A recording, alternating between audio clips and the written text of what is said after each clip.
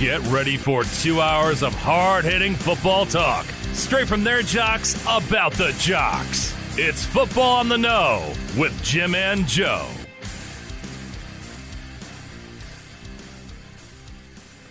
All right, what's going on, everybody? Welcome to another episode of Football on the Know. I am Jim McPhee, and alongside of me is Mr. Joe DeCapita. What's going on, know-it-alls? Welcome back for another edition of Football on the Know Show. We're getting right close, man. This is week 18. Week 18? Week 18 That's the here. first. Is it? It's First the week first 18. time we got to week 18. Yeah. You know, thanks to the NFL. Thanks for adding another week of punishment for our players and, tons of injuries and terrible referee calls. But anyway, we love this sport so much. We don't mind an extra week for the fans. And here we are, week 18, right before the playoff hunt. This is getting crazy now. We've seen a few teams get eliminated as of last week, and some teams are still surviving, still alive, and a lot can go down in 1 week. Yeah, absolutely. We saw a lot of the playoff teams making it in, and now seedings might get shuffled up this last week here. Definitely. But we now have an AFC West matchup this week against the Chargers and your Raiders. That's right. You in, you win, you're in. I mean, you can't get any better than that. I mean, that's going to be exciting. I don't know about you with your team, if you feel good about this or not, but that's going to be pretty crazy. But here's the other crazy thing, is that there's going to be other scenarios that can take place where if certain teams win or lose or tie or whatever. So one of them is if Jacksonville somehow, some way happens to be able to upset the Indianapolis Colts, if the Raiders and Chargers end up in a tie, they both make the playoffs. Mm-hmm. It's crazy, crazy scenarios like that. Right. But That it's is a so crazy far-fetched. It's like one of those things. It's like impossible to happen. Right. But anyway, scenarios like that are in flux right now. They're in the middle. So a lot can change. Seedings definitely are going to change. Mm-hmm. So depending on who wins, who loses, and then see who might rest players. We will look at the Cincinnati Bengals, who locked in their spot by beating the Kansas City Chiefs. Yeah, Burrow's not going to play. They're going to rest him up, and that's a resting scratch. That's they have smart. a few other guys that they're going to sit back to as well, and Yeah. then Joe Mixon ended up testing positive with COVID, so he's definitely going to be out. But so you might see some of these teams now last minute say, hey, we're just going to rest these guys up. Doesn't matter where we are. Especially with the Chiefs, they could probably do the same thing. Excuse me. One of our sorry, know-it-alls Bob. is here. We got Paul in the house Paul with us Matty. tonight. What's going on, Paul? All right. I don't hear. Says my hello sim from for some Play Linda reason. Beach, Florida. Yeah. Man, it's got to be really nice down there. Mm-hmm. Yeah, It absolutely. is cold up here. Let me tell you. Mm-hmm. Mm-hmm. Yeah, definitely. It's definitely cold up here. It'd be nice. Well, That's like Playa Linda. I'm trying to remember what playa means. I want to say walking along the beach, Florida is what that's called. Excellent. Right? I got to think that's what that is, but I'm not sure. All right. But definitely. We thank you guys for joining us here tonight. It is a new year. Happy New Year to everybody out there. Happy New Year, all of our Happy New sponsors Year's. out there too. It's a great new year moving forward with everybody. It is. But, Exciting. Exciting things going on. Exciting times. Talk about exciting here. I just got to say this real quick. Thanks to everybody for this past year. I mean, you guys have been amazing out there. All our know-it-alls, all our sponsors that have supported our show, this channel that we got going on YouTube. Listen, if you could do us a favor, if you could reach out to a family member, a friend, anybody that you know enjoys football as much as we all do, make sure you direct them over to either Facebook or YouTube. And you can go on YouTube. You look us up, Football on the Know Show. Same thing on Facebook. If you're on YouTube, hit that subscribe button. It really helps our channel grow. Also, hit the notification bell. Let you guys know when we go live as well. We are also on Twitter at FB_know. Make sure you hit a follow there. And to all the people that listen to us on podcasts, listen, we are everywhere you get your podcasts. Make sure you just follow us, follow along this journey. Let's help grow this channel up, blow it up. This football family that we're starting to create. I mean, we're starting to gain some traction now. Now we're up on Facebook. Listen, what was it? Like beginning of last year, we only had like 500 members or something like that. Mm-hmm. And now we're up to 700 and almost 700, just under 720 members on Facebook. And YouTube, we also got to grow that channel. So really appreciate all your guys' help. Make sure you just spread the word, help us grow. and we really do thank you from the bottom of our hearts for everything. Absolutely. Let's get some of the games this past weekend real quick. How about the Jets, Joe, and their performance against the Tampa Bay Buccaneers, right? Jets, Jets. Yeah, and what's funny is because, we talk about some of these teams that don't really have a lot to play for. They want to maybe trying to play spoiler with some of these other teams. But, again, a lot of them are just playing poorly. The Giants, my team, they are just terrible, but they are so injured too, and they have Mike Glennon playing for them. No quarterback. He's just no good, blah, blah. And you at times of this, you just kind of want to see if they want to put up some kind of effort against some teams. And the Jets are kind of funny this year because they've lost to some bad teams, but it seems like they're almost like the way my Giants were a few years back, like with Ben McAdoo, when they played up to some of the bigger competition, and then they laid an egg against a team that they probably should beat. And it seems like the Jets have been that way this season with beating teams like the Titans and things like that. And they played hard against the Tampa Bay Buccaneers, almost shell-shocked them. You saw them. Yeah. The way they're playing. They're scattering a little bit, trying to get Antonio Brown back into the game to help them out to secure a win against the New York Jets. And it got a little scary there for them for a little while, but they were able to come out of there with a win.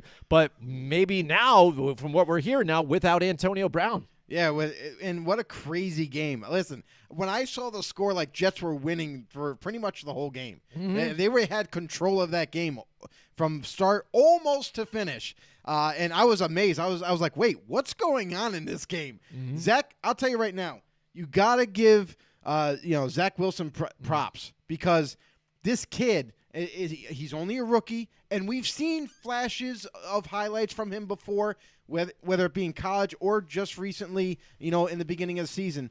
He's shown some flashes. Yes, he got injured a couple times. He was banged. He missed some time, but he comes back, and this is how you want your rookie to finish. You want him to finish with that competitive edge, with that aggressiveness, not to sit back and just, take it as it is. Listen, he came to compete last week, and he made it known, like, listen, we may not be there just yet, but we are getting closer. Just to put the league on notice, we almost beat Tampa Bay Buccaneers, which is another really good team. Yes, I understand they don't have, they're not 100% healthy themselves, but every team's dealing with injuries. So for the Jets to come out and almost beat Tampa, that's got to give some Jets fans some something to be hopeful for next season. That they can, it's a little bit of a building block for next offseason to get more players, more talent into that roster, and let's see what they can do. Maybe they can make some noise next season. Yeah, absolutely. So, I mean, that was a surprise game, too, for me a little bit. But, Tampa Bay was able to pull out the victory there. And there were some tough other ones here. The Indianapolis Colts just end up losing in the end in that game. Carson Wentz was just activated shortly before that game was about to start. And we thought that was going to happen, too. Absolutely. And then in a tight game there, the Raiders were able to pull out a win there against an Indianapolis team who's really been surging as of late, too, and shown that a lot of people can't even stop the run there, and Jonathan Taylor. But when we discussed the game, we talked about how bad your Raiders have been against the run. I mean, we were at the Giants game where Booker was just running all over them, and it's like, come on, bro, like seriously, And then for them to be able to shut down Jonathan Taylor enough in that offense and stay in the game, and then get the game-winning kick at the end, that was big. So now that gets them into this play-in game this week. And that was the play of the game. They had to stop Jonathan Taylor from running rampant all over their defense. They haven't had such great success early on in this season. They've really struggled with the run defensive aspect. But now you look at this, that was it. You know what I mean? We called it before. We said this is going to be the decision of this game. This is what has to happen in order for the Raiders to win. And if Taylor's able to run, then the Colts are probably going to run away with that game, and it's over. But wow. To my surprise, I could not believe what I was watching. I watched that whole game, and the Raiders actually bottled up Taylor better than anybody else this year that I've seen. For a team that's been struggling, now it looks like as they get down, the last couple of weeks of the season, it seems like their defense is starting to play even better against the run. And that's really what kept this game close. The other thing is I'll also say is that the Raiders were also playing against themselves at times. The offensive play calling was absolutely abysmal, and that is going to hinder them even coming into this week. So without that main leader of the team, without that head coach that they once had in John Gruden, it seems like they're a little bit lost in terms of that coaching staff, and they don't have really any direction, and it shows in the play calling when they step on the football field. So that was a pretty crazy game. I mean, and there was a couple of them, this week. Yeah, absolutely. And we called it last week when we talked about the Cincinnati Bengals. We smelled it. We smelled it. It was like one of those games. It seemed like it was going to be a game that Cincinnati could win here, and that Kansas City was kind of due for one of those types of games. But even for that defense to play as bad as they did in the secondary mainly too, giving up plays where Jamar Chase is wide open, and then even to not even try and bring him in and tackle him too. I remember when the safety had dropped back. I don't know if it was the safety or Sorensen or so, but he caught it in the middle of the zone, and then it was a bigger play, and then he kind of drips back. He's got him locked in, but then he just kind of like lets him walk in. It's like, what are you doing? Seems like they're shell shocked. The thing is with the Chiefs defense is if they don't get there. If they're sending blitzes now, and that's what's kind of helping that back end of their defense, because you don't have to cover for very long. But if they don't get there, they can get exposed, and they got exposed this past week. The Bengals, they got the weapons, and they just really tore them up. Listen, L'Jarius Sneed, as promising of a corner that he is, he was just getting flat out beaten by Jamar Chase, getting flat out beaten by guys like T. Higgins. So for that team going forward, their defense, as good as they looked, in the past 5-6 weeks, that shows something to other teams that do have to still play them, and possibly in the playoffs, where they're like, wait a second, you just got to do what other teams were doing before. Get rid of the ball quickly, get it into the hands of your playmakers, and let's see what can happen. So, as long as you can either hang with the Chiefs offensively or get a lead, that's your best opportunity to beat the Chiefs. If you're behind, it's really hard. And I feel like the Bengals kind of played that chess game all throughout. Chiefs scored. Okay, big deal. First drive. Now they came back. Then they scored. It was kind of back and forth for a while until the Bengals started to pull away a little bit down the stretch. So great game. It was a fun game to watch. I'll tell you that. And those are the kinds of games that you want to see. The games that are like close, they're going back and forth. That's exciting. There were some defensive plays being made. There was a lot of offensive plays, but hopefully that continues, into Week 18. Right. So let's get to the game we want to discuss here. That was Monday night's game here in Big Ben's last home game here at Pittsburgh, and he had said earlier on in the season that this potentially could be my last game, but everybody, that's why I even wrote the line that I did. It's like, dude, you're done. Even the fans told you in that game. They're saying, all right, see you later. We're going to make a hurrah to you. This is like, here we go. Let's cheer for you. We love you. See you later. So even if you were considering it, or if you think you had any glimmer of hopes of doing something in the playoffs or whatever, it's not there. They don't really see that. So again, they're ready to move on. It's time to go. But that game, they were playing hard too at first, and getting it going. But you still see the lack of offensive line that they really need too. Najee Harris was able to get it going a little bit earlier on, but Cleveland just really looked horrible in that game. If you want to look at it, just bottom line of what it was. It just didn't look good altogether on all phases. But in Baker Mayfield, missing throws, drops. I think it was Peoples-Jones. He had one that was like right in his hands. He could have had, just couldn't come up with it. It just seemed that team's just really coming off flat here. And when I'm thinking about it, I'm watching this game. When the season's over, you have those questions, or analysts will poise it out or throw it out there or say, hey, which team really underperformed this year and was really underwhelming? I think it's got to be the Cleveland Browns. Yeah. Because, again, you look at the weapons that they've had and the way they even played without OBJ before, to where they were comfortable with moving on from him. And they haven't done anything. And Baker Mayfield has looked worse. And, yes, I know he's been dealing with that injury and still trying to play through it. Maybe he should have just said, I'm shutting it down again and just let it ride, with Case Keenum and just do that. I think maybe even would have been in winning some of these games here. But right now, all together, and like I said, all phases, execution, Baker Mayfield, they don't look good right now. And they had opportunities to get back into that game and really kill the swan song here for Big Ben, but weren't able to get it done.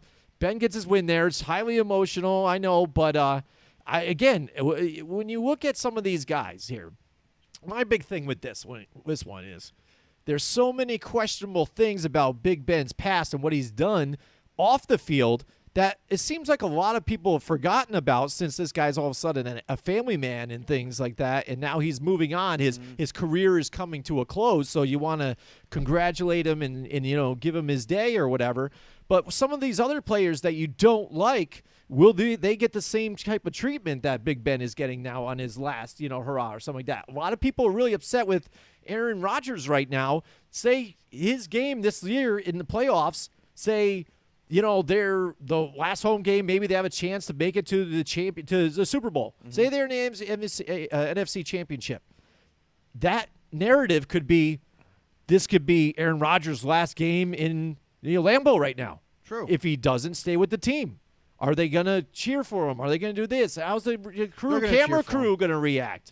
Are they gonna give him the same thing? Even though a lot of people are down on Aaron Rodgers right now. No, they're going to listen. Aaron Rodgers has done so much for that organization that there's no doubt in my mind that the Green Bay Packers fans out there, and nationwide, and even in the world, like they're going to cheer for Aaron Rodgers because he's been there through thick and thin. He's been there from day one. They drafted him, and he's been one of the best quarterbacks to play the game. So I feel like, despite what that feeling of loss where like Rodgers most likely won't return, they're still going to show him love because he's been there for so long and has been such a intricate piece to that organization and their success that you can't not cheer for him. It would just be wrong not to. You know what I mean? So Rodgers is going to go out on a high note with the fans. The fans really appreciate what he's done. So, no doubt in my mind, that's how it will end up. I don't see him returning to Green Bay after the season. I feel like he is going to leave. That's the consensus throughout the league. It sounds like Rodgers is fully prepared to kind of walk out those doors and say, okay, new opportunities. Let's see what I got. What I got. You know what I mean? At 37 years old, about to be 38. Let's see what happens. So. And there's a slight chance he does return, but it just seems like the majority of everybody is in full belief that he's going to walk out and pursue a different avenue. That could happen. Besides that, what I want to say about the Steeler game is that with Big Ben and his last hurrah at home with Pittsburgh, it was very emotional for him, and you could tell that he really did care. He said that it was the best organization. Obviously, everybody says the same thing, right? It's like a cliche, you know what I mean? But you haven't experienced any other organization. So, of course, you're going to say it's the best one, you know what I mean, to play for and all that. But nonetheless, it was a special moment for him personally, and the fans were cheering him on and all that. And I get what you're saying. Like, he had a jagged history off the field and everything. That's not going to be, forgotten. I feel like, real football fans will always remember stuff that players do in their past. But Big Ben, I'll say this: congratulations on a long career. It was fairly successful. You know what I mean? In your prime, you were pretty spot on. And let's see what happens. I don't see this guy, becoming a coach. I don't see him becoming, a color commentator in the booth type of deal. I see him kind of just going off and continuing to be, family oriented, and that's pretty much what's going to happen. So show up on WWE every now and then. Spill some beers with Stone Cold or something like that in a reunion with his what I want to say about Mossy the Browns. Cat.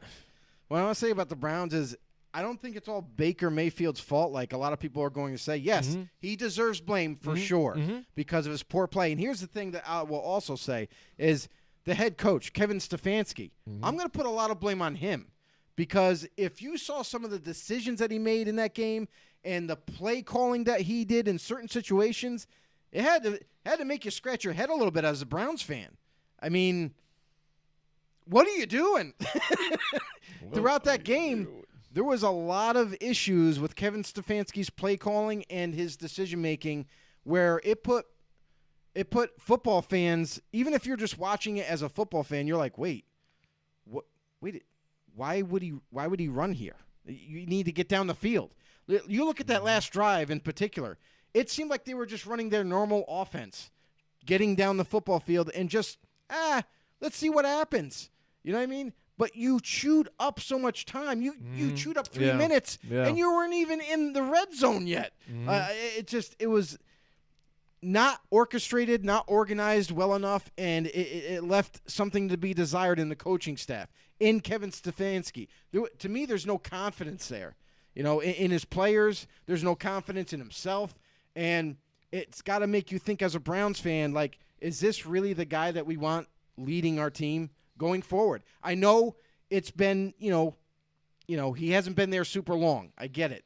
But there's some indicators or some red flags that are now appearing that it's like a real good coach wouldn't do that. You know what I mean? They wouldn't go this route. They wouldn't make that decision like that. So a lot of the blame I'll put on Stefanski and his play calling, and then the other part of it I will put on Baker, and another I'll put on the organization as themselves. The GM and the head coach working together. Listen, you can't play a quarterback who's injured and expect him to carry the team.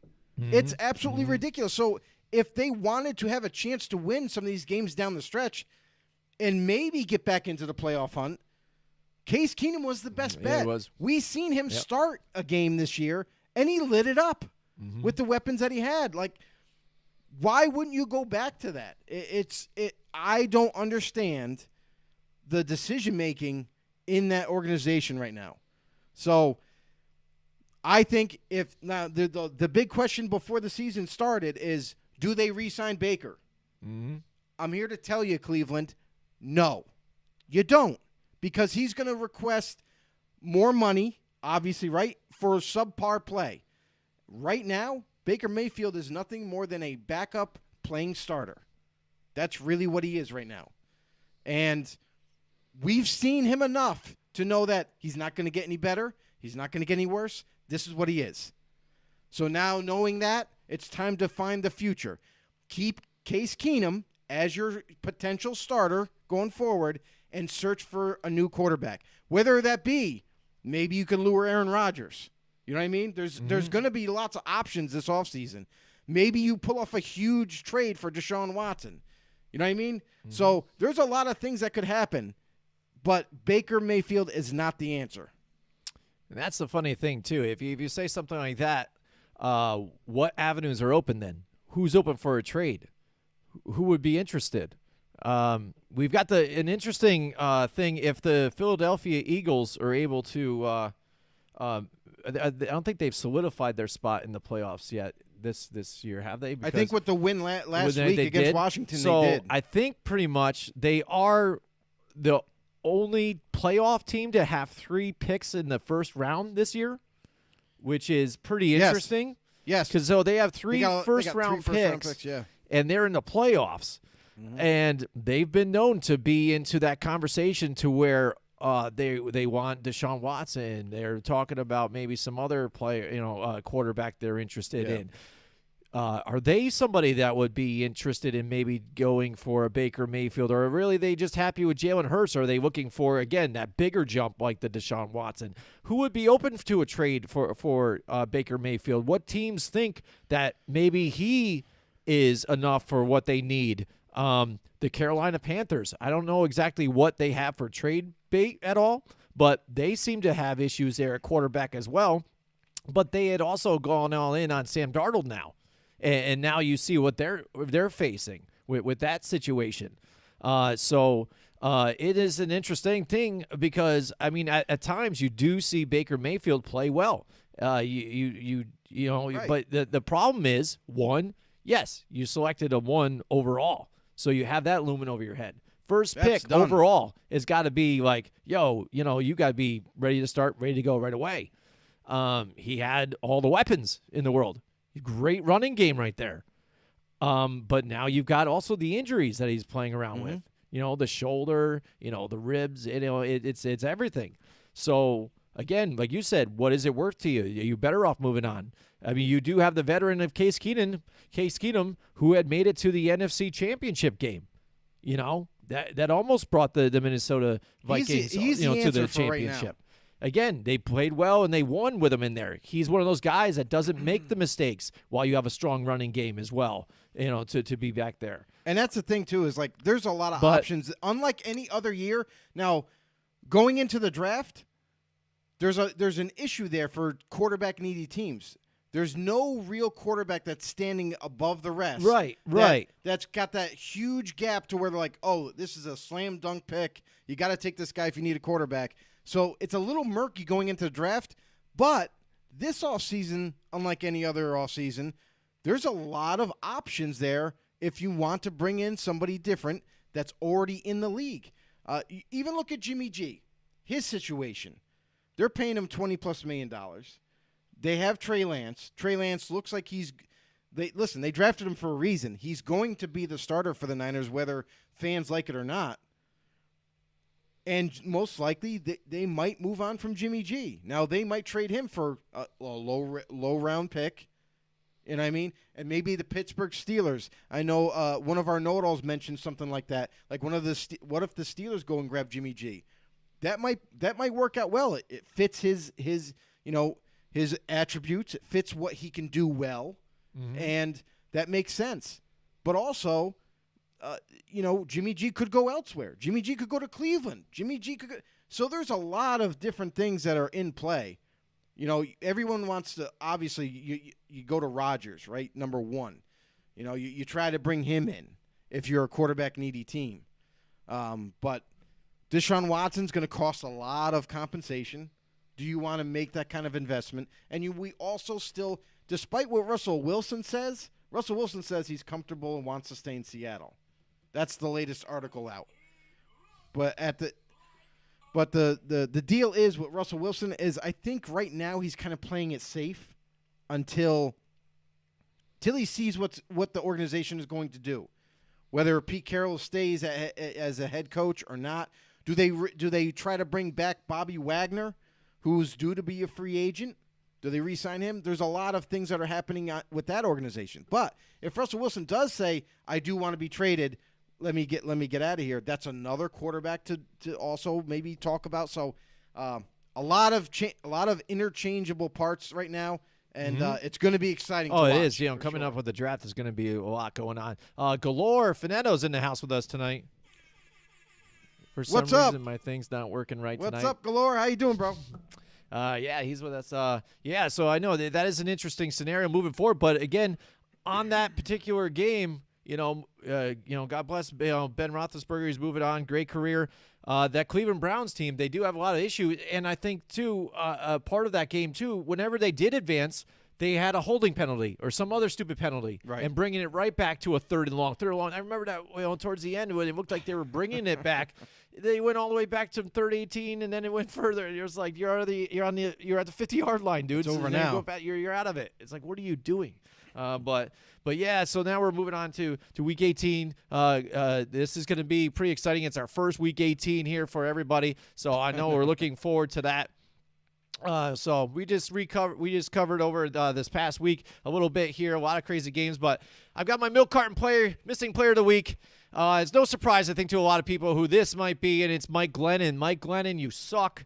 Let's take a look at your stats here. You know, if that's what you want to call him, check this out. We've got a lot of interesting stats here from Mike Glennon, right? He went 4 for 11, Joe. I mean, this is talking about a whole freaking game, too. 4 for 11, 24 yards, 2 interceptions with a QB rating of 5.3. Have you seen anything as low as a 5.3? And he had 4 fumbles. All right, that is putrid. But you know what's an interesting stat? You ready to stat that? He got sacked 4 times for a total of 34 yards. So he had 10 more yards and being sacked further beyond of what he actually passed.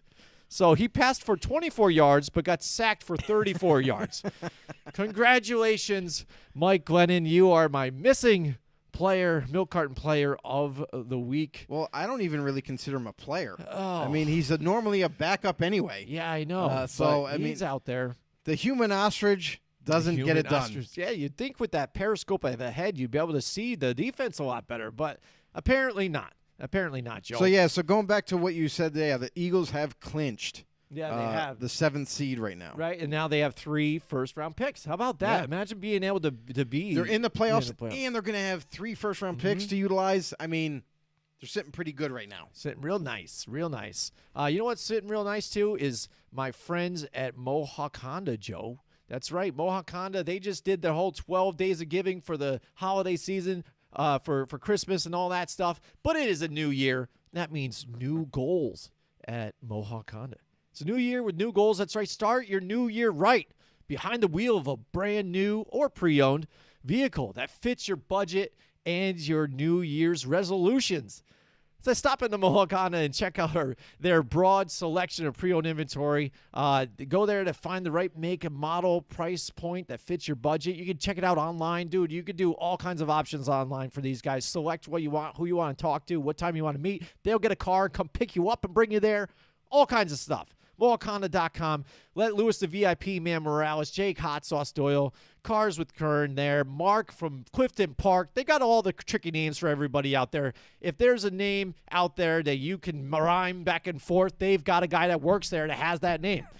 And right now is the perfect time to get top dollar for your trade-in, too. They still got the Kelly Blue Book Instant Cash offer, too. You want to trade in that car? Put it on something? Go ahead. Or you want the check? Cut me the check right there. I'll give it to you right there. Just ask for Brian. Buy with B. Mac McKenna. And also, you got Cam McKenna there, too. Let's do a deal, McKenna, down there, too. So check out all of our friends there at Mohawk Honda, where they go out of their way to please you, Joe. All right.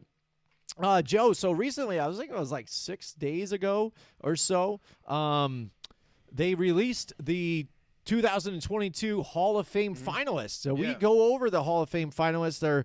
We talked about it a few months ago and trying to narrow down who we thought might get in. We had some debates and took a look at their careers moving forward and seeing like what was the best fit, like who should get in. And Joe and I have always had this debate on whether it be what's the criteria that might get them in here, guys that are there, I think based on atmosphere or how they kind of played rather than even stats, accomplishments they got as a team that are in there that maybe shouldn't be. But now we've got our finalists. So we're going to take a look at the modern era finalists and see who you guys still out of who's left here that made the cut, who you guys might think is going to be the final selections here. So let's take a look at the list here that we've got here.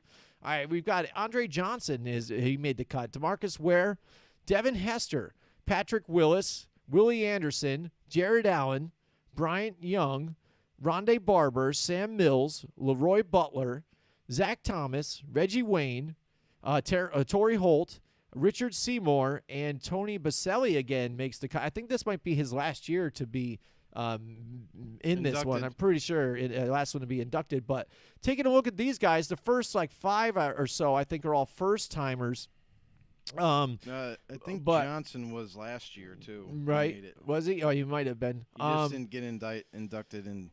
Right, but again, I think DeMarcus Ware, he's got to be a lock in there, and which would be funny with I think is Devin Hester. Now, Devin Hester made it to the cut, the final cut this season, and this is his first time nominated. Now, so will we see him make the final cut and be inducted this year? I think if he does, I think that's going to be a really momentous occasion. I think for the NFL Hall of Fame, because not a lot of these players go in as special teamers. This is one of the debates that have been had. Yeah. Because Devin Hester, it says kick returner, wide receiver, but as a wide receiver, they try to convert him into a wide receiver still and just wasn't very good. he was manageable at times, but nowhere near like a wide receiver 1, and he's not getting in I feel for like his wide receiver skills. so I think it would be a really bigger thing if a special teamer made it in just like that wasn't a kicker and a kick returner in on his first round in. the thing with Devin Hester is he came into the NFL where nobody really knew how to use him. Like, I know it sounds funny because he had, blistering speed, but he was short, he was small, and I feel like teams didn't really know how to use a guy like that. It was almost frowned upon to put him out there because like, he's too short. We can't get him the ball. What are we doing? And no matter what team he went to, they still couldn't figure it out. They're like, oh, you know what? But they did notice one thing. Man, this guy can return kicks. This guy is amazing. So let's just keep him back there on kickoffs and punt returns and let him do his thing. And he was extremely successful in that. So when you look at his stats as a receiver, he wasn't even utilized that much as a receiver, but he still had 3,300 yards, receiving, 16 touchdowns, which is really nothing when it comes to a whole career. So the guy was in the league for about 10 years, and to only come away with that kind of a stat, and when you look at returning yards, man, did he have a boatload of them. But that's the problem, is do you really bring in a guy who was just really good at returning kicks and that's it? Wasn't really utilized as a receiver that much? I feel like he was utilized at this latest point in his career when he was with the Bears. They utilized him more as a receiver than anybody else. And I'm not really sure if he deserves to be a Hall of Fame because he really only did return kicks. And as successful as he was, I don't know if you can give a guy Hall of Fame stature for just being really good at returning kicks. I don't know. It's just me, I guess. Yeah, I mean, that's why I think it's surprising that he is a finalist in this thing. I mean, is there something changing within the voting with some of these guys, or where they're looking at the way these special team players are evaluated for the Hall of Fame? But like I said, DeMarcus Ware, I don't think there's any question with you of whether he should probably be in here on the first ballot. DeMarcus Ware absolutely deserves to be in. Mm-hmm. Now, what do you think about Patrick Willis here? Because he kind of had a shorter career. I mean, short career, but again, it was one of those guys that was a top of his game, at the top of his game, elite player, but then again walked away from the game, But when he was dominant, and it's where you kind of look at those guys like Barry Sanders or Calvin Johnson too, and how they played, and they shortened a little bit careers, and say, well, let's evaluate them by what they were when they were at their at their pinnacle. Yeah, at the peak. Yep. So again, what do you think about him? Again, do you think he's a first ballot, or you think he could be a Hall of Famer, but maybe he slides back a little bit here? Here's the problem with guys with shorter careers, is it's hard to it's hard to put them in that same realm of guys that they've done it longer. You know what I mean? There's that longevity part of being a great player in the NFL, and they have the stats. They were great teammates. They were, you know what I mean? They just had everything, and they did it for a long time. So when you use that as a gauge, and you have, yes, Patrick Willis was absolutely dominant in his prime, was absolutely like one of the best middle linebackers in the game at the time of his play. But, man, it was a short career. So it's like you don't know what would have happened if he played for 3, 4, 5 more years. Maybe he gets injured. Maybe he doesn't ever play again. You know what I mean? So maybe his career is cut short by an injury. Or maybe his play declines sooner than people anticipate. So there's a lot of variables when it comes to a player like of that magnitude. As great as Patrick Willis was, I've always kind of had this kind of rule for Hall of Famers, or this rule for players. Yes, was he dominant when he played? Yes. But my question always is, how long could they have sustained that? Could they have sustained it for most of their career? If so, yeah, he's a Hall of Famer. But by having a short career, it's hard for me to put someone like that in the Hall of Fame. As good as he was. It's just like Tony Baselli. I feel the same way about Tony Baselli. Was he a dominant tackle when he played? Absolutely. He was one of the best, if not the best tackle in the game. But he had such a short career. It's hard for me to put guys like that in the Hall of Fame because I really don't know if they could have sustained that greatness for a longer period. And we'll probably never know. Yeah, and that's I think some of the debate with some of these guys that you That's have. why, like, guys like that, when you have these like seesaw battles with like an Andre Johnson who had a long career and had a very successful career, even though he was on a crappy team. You know, those guys, it's like, man, it's hard to put this guy over that guy. It's hard to put Baselli over Andre Johnson for a final spot in the Hall of Fame or something like that because he didn't have a long enough career, but Johnson did, and Johnson had a great career again with a crappy team with hardly any quarterbacks to throw to him. You know what I mean? So his best quarterback that he probably had when he was playing was David Carr. Still, is his first quarterback? You think probably David Carr, but David Carr. I mean, that's the craziest thing is that as much grief as David Carr gets for his play. They had no O-line. The guy, as soon as they snapped it, he was running for his life. He's getting killed. So, but yeah, I mean, that to me is more impressive. You're on a losing team, and you still were great. So, and you had a longer career. So, I mean, Patrick Willis, if he sustained a longer career, then I would say it would be a shoo-in.